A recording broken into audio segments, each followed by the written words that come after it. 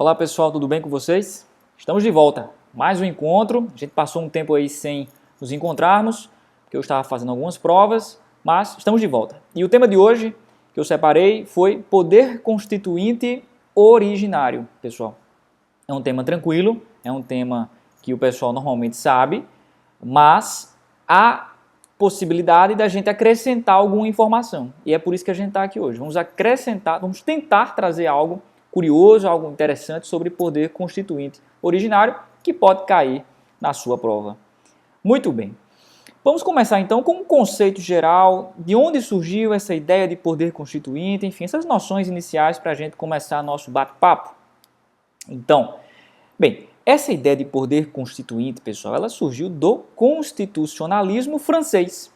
E aí a gente sabe, acredito que você tem essa noção. O constitucionalismo, só um parênteses, o que é? O que é o constitucionalismo?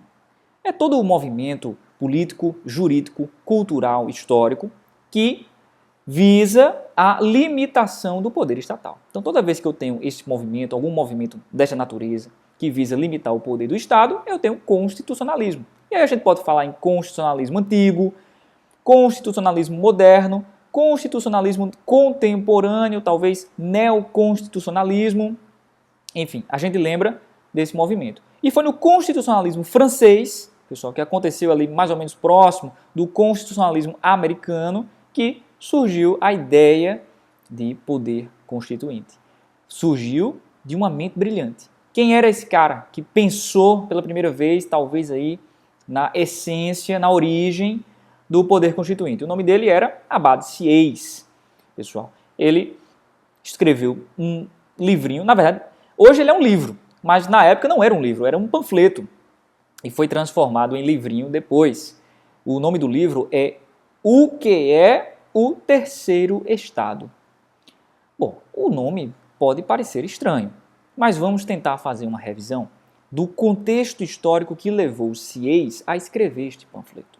E aí você vai perceber que este nome, o que é o Terceiro Estado, e ele já começa dando a resposta, você vai entender por que esse panfleto leva esse nome. E aqui a gente tem que revisar aquelas aulas de história que a gente já não lembra mais dos tempos do colégio. Aqui, pessoal, nós estamos aqui no reinado de Luís XVI. É mais ou menos ali 1780, 1790, não sei bem ao certo. Realmente, datas não é comigo. Mas, uma coisa eu sei, Luís XVI, esse era o rei da época.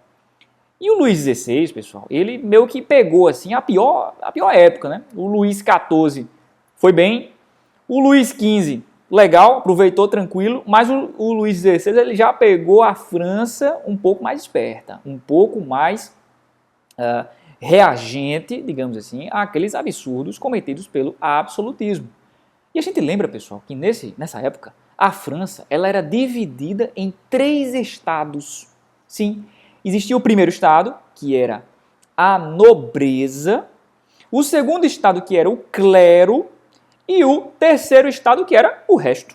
Então, se você era do clero ou da nobreza, você fazia parte do primeiro e do segundo estado. Legal! Você era sustentado pelo rei, você normalmente vivia nos palácios, por isso que, por exemplo, o Palácio de Versalhes é tão grande, porque ele era para abrigar aquele pessoal todo, era muito nobre, era muita gente do clero que ali estava meio que sugando o rei e, é claro, as finanças do país. E quem sustentava o país eram os trabalhadores que faziam parte do terceiro estado. Então, você já sabe o que é o terceiro estado. O terceiro estado é isso, é aquela massa, é a massa trabalhadora, é a burguesia, é o comércio, enfim, é o que fazia e ainda faz, é claro, um país crescer, era o que sustentava a França. E normalmente, pessoal, quem sustenta alguém sem ganhar nada em troca, ele se revolta. E naquela época, pessoal, a França ela estava numa crise que talvez se assemelhe à crise atual do Brasil, hein? Veja bem. Mas o problema é que lá a crise ocorreu por 2 motivos, basicamente. Primeiro, por esse absurdo que é uma classe, ou seja, um grupo de pessoas imenso, sustentar o luxo de outras duas. Isso é um absurdo. Mas a gente talvez tenha aí algo parecido nos dias atuais, hein? Né? Tudo bem. E o outro detalhe que fez a diferença para agravar uma crise econômica da França na época foi questões climáticas que acabou a agricultura, enfim, a lavoura. E aí o rei ele tinha que resolver a questão. E como é que se resolve a questão ontem e hoje? Aumentando impostos. E aí o rei queria aumentar impostos, pessoal. Só que o povo não estava muito afim disso, não. O povo não estava afim e o rei, para evitar uma revolta, ele malandramente ele convoca uma assembleia dos estados, enfim. Era uma assembleia lá que não era convocada há pelo menos uns 170 anos. Mas ele convoca, assim, que é para escutar todo mundo, né? Malandro ali dando, né, uma de bom moço para evitar o pior. E ele abre os debates, assim, gente, quem quiser mandar ideias para a gente discutir aqui como é que a gente vai fazer esse aumento de impostos, quem é que vai pagar, porque lembre-se, o clero e a nobreza não pagavam imposto. A gente pode considerar. E aí a galera começou a escrever suas ideias. E uma das ideias foi do Abate Sieyès, com esse textinho nesse panfleto, que é o terceiro estado. E ele já começa esse texto respondendo, que é o terceiro estado? Tudo. Tudo é o terceiro estado. E uma das ideias dele nesse texto, pessoal, entre outras, era que a votação para decidir os assuntos mais importantes, inclusive a tributação, tivesse que ser feita, ela deveria ser feita, na verdade, por cabeça, né? E não por classes, como era até então. Porque, veja, se o clero e a nobreza não pagam impostos, é claro que ela vai votar junta para que o terceiro estado pague os impostos. Ou seja, o terceiro estado, se for um voto por estado, estará sempre na desvantagem. Não sei se você lembra disso, mas todo professor de história dizia isso. Então uma das ideias era que a votação, segundo o Abate Sieyès, deveria ser por cabeça. Mas aí o pessoal disse, não, mas a Constituição da França, enfim, as regras já arraigadas aqui na nossa sociedade é que a votação é feita por Estado. Então a gente não pode mudar isso não, está na Constituição. Mas aí ele diz, calma, não é bem isso não. Não é um poder legislativo comum que vai mudar esta dinâmica. É um poder especial, é o poder constituinte, é um poder de elaborar uma norma ou de alterar uma norma já existente, uma norma forte. E aqui surgiu essa ideia de poder constituinte como um poder pertencente ao povo, às pessoas, que podia alterar toda e qualquer regra da sociedade, por mais tradicional que fosse. E é aqui, pessoal, que surge a ideia do poder constituinte. Veja que o Abate Sieyès entrou para a história com essa ideia genial de que exista, enfim, ele diz que existe um poder do povo que a qualquer momento pode alterar até a mais tradicional regra. E essa, pessoal, é a ideia do poder constituinte. Muito bem, um conceito, vamos lá. Dito isso, vamos prosseguir um pouco mais rápido. Agora a gente já comeu aí 8 minutos, hein? Vamos lá, vamos acelerar esse passo. Muito bem, conceito do Michel Temer, anotei para vocês porque eu não sou muito bom de conceitos. Ele diz o seguinte, poder constituinte, pessoal, é a expressão, anote aí, soberana da vontade capaz de criar um novo núcleo social. Legal? Esse é o conceito do Michel Temer, me chamou a atenção, bem sucinto, bem direto, você anotou aí. Anotou? Muito bem. Uma pergunta. Pode cair na sua prova. E já caiu, inclusive já caiu, acho que estava engano na Procuradoria do Estado de São Paulo. Muito bem. O poder constituinte é um poder de fato ou um poder de direito? Aqui, pessoal, nós vamos ter uma polêmica. Os positivistas, que entendem que o poder só pode vir da lei, eles entendem que o poder constituinte, como está criando algo novo, além da lei, ele é um poder de fato, não é um poder de direito. Porque o direito só pode ser estabelecido por normas que já são constituídas. E o poder constituinte, ele está além disso, não é verdade? Agora, para os juízes naturalistas, o poder constituinte é um poder de direito, um poder de direito natural das pessoas. Legal? Hoje, prevalece a ideia de que o poder constituinte é um poder de fato. Especialmente no Brasil, o Supremo Tribunal Federal adota a teoria positivista. Legal? Então, na prova de concurso, pode adotar a teoria positivista. Poder de fato. O poder constituinte é um poder de fato. Legal? Muito bem. Quem é o titular desse poder? É o povo. E é por isso pessoal, que o poder constituinte, ele não se esgota quando nós temos uma nova Constituição, ou quando nós temos uma alteração da Constituição. O poder constituinte não se esgota. O poder constituinte ele está latente. A todo momento ele pode ser revelado. Basta que o povo titular, o terceiro Estado, segundo Abad Sieyes, se manifeste desta maneira. Então, o poder constituinte ele não se esgota quando nós temos uma nova Constituição. Legal? Isso também já caiu em prova, tenho certeza disso. Já fiz questão dessa natureza. Muito bem. Não confunda, pessoal, poder constituinte com golpe de Estado.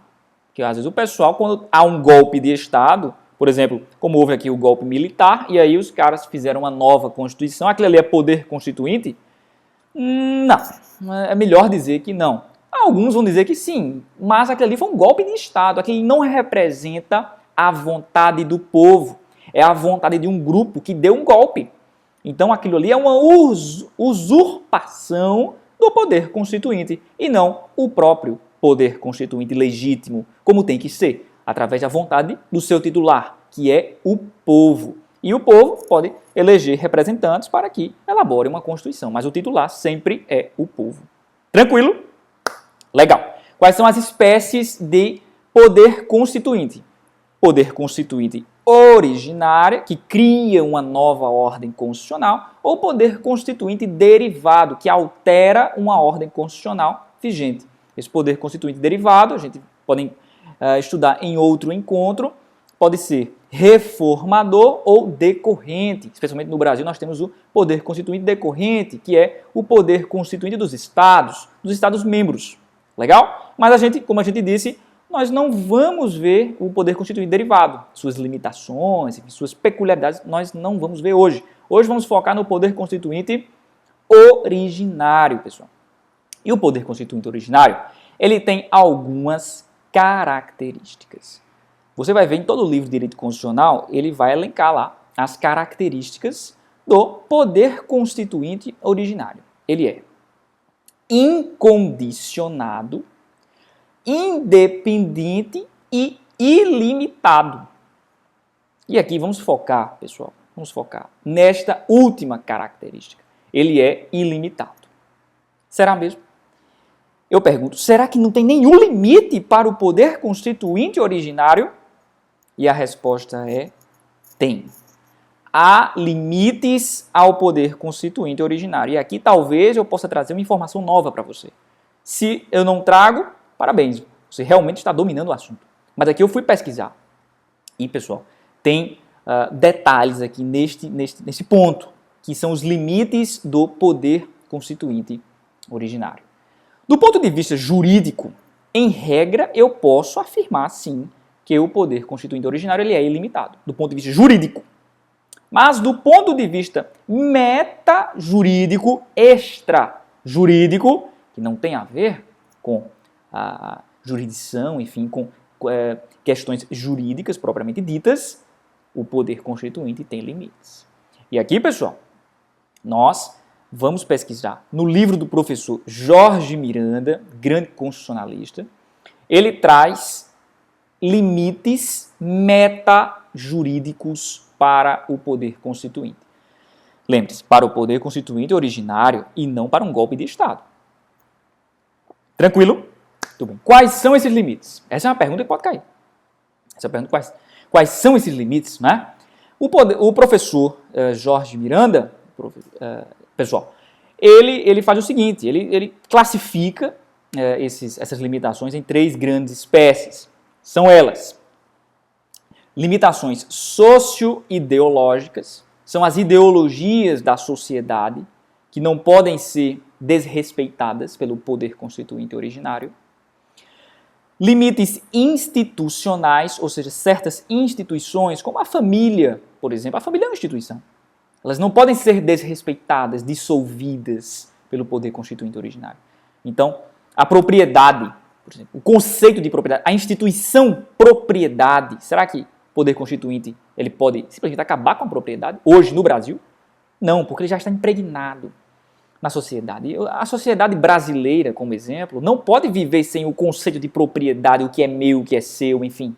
Né? Talvez em nenhum lugar do mundo civilizado, digamos assim, exista sem que haja o conceito, a instituição propriedade. Então, é mais um limite.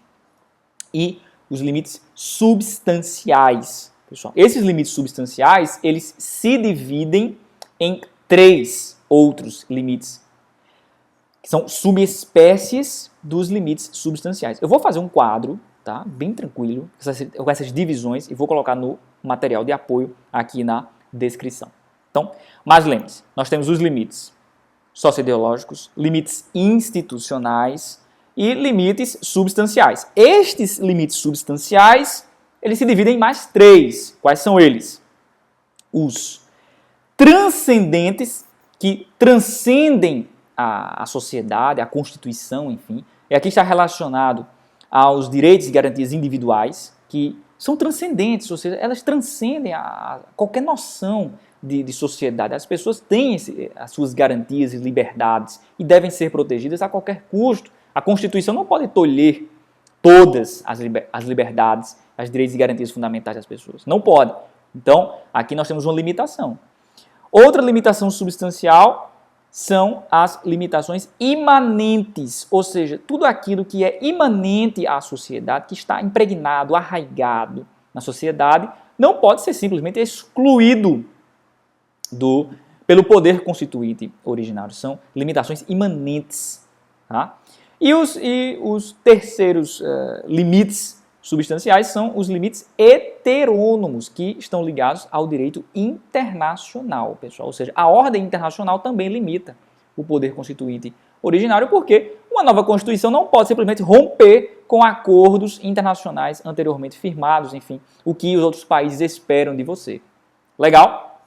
Muito bem. Então, esses são os limites metajurídicos do poder constituinte originário. Mas me diga uma coisa, será que não existe realmente limites jurídicos? A gente viu que não, né?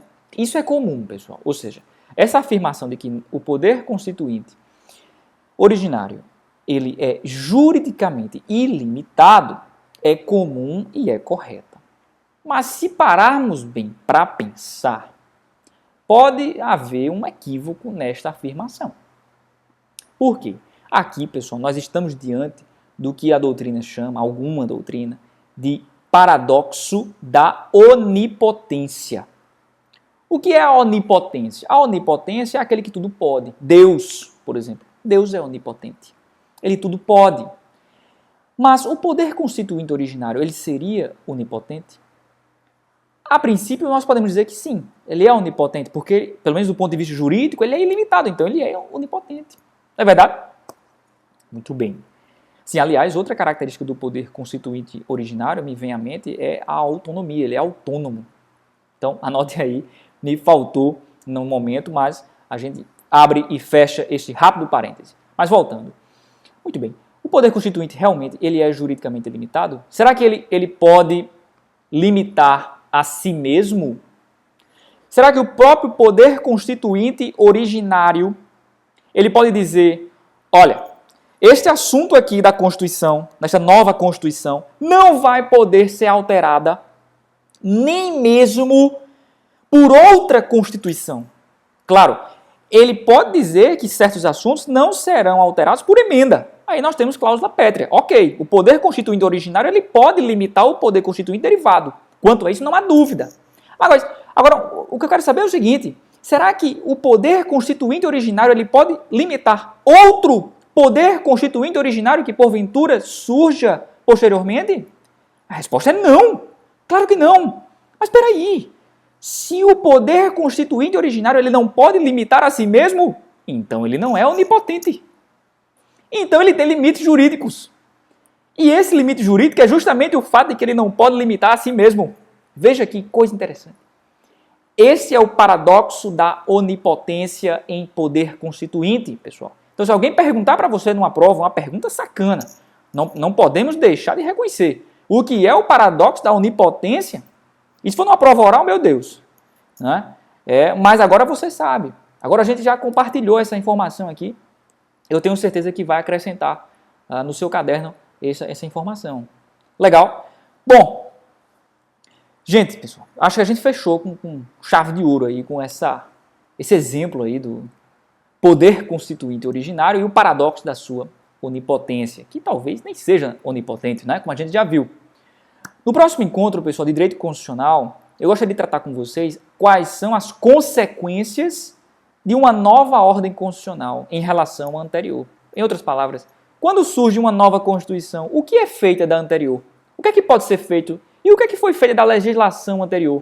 Será que ela é compatível, incompatível com a nova Constituição?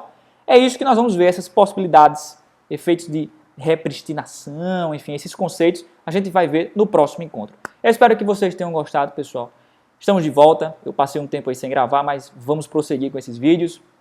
Eu gostei muito dos comentários dos amigos que estão acompanhando. Enfim, serve de força e incentivo para a gente continuar. Esse aqui é só um trabalho que eu faço por puro prazer, serve para mim também, porque eu estou revisando, serve para as minhas provas. Eu sou concurseiro também, assim como você, tá?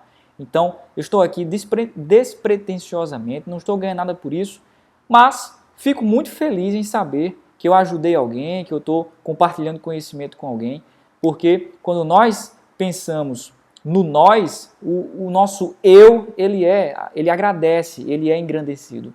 Eu acho que essa é uma frase que eu escutei do Flávio Augusto, que, enfim, é um cara do business no Brasil, e eu achei muito interessante e eu gostaria de compartilhar com vocês. Vamos fazer mais encontros, está sendo legal, não só para mim, também para vocês, e assim todos nós ficamos felizes. Obrigado, pessoal, e até a próxima. Tchau, tchau.